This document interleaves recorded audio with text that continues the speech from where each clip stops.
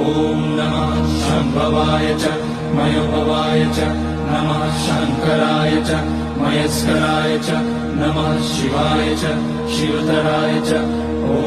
त्र्यम्बकं यजामहे सुगन्धिं पुष्टिवर्धनम् उर्वारुकमिव बन्धनान् मृत्योर्मुक्ष्यमामृतात् नागेन्द्रहाराय त्रिलोचनाय भस्माङ्गराय महेश्वराय नित्याय शुद्धाय दिगम्बराय तस्मै नकाराय नमः शिवाय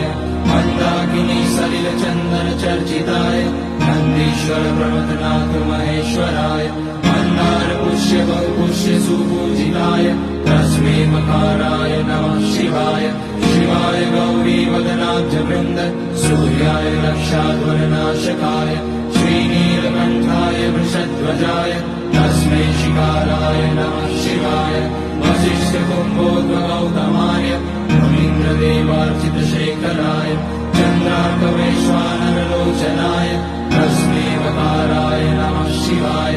यज्ञस्वरूपाय जटाधराय पिनाकहस्ताय सनातनाय दिव्याय देवाय दिगम्बराय तस्मै यकाराय नमः शिवाय पञ्चाक्षरमिदं पुण्यं यः पठेत शिवसन्निधौ शिवलोकमवाप्नोति शिवेन सह मोदते।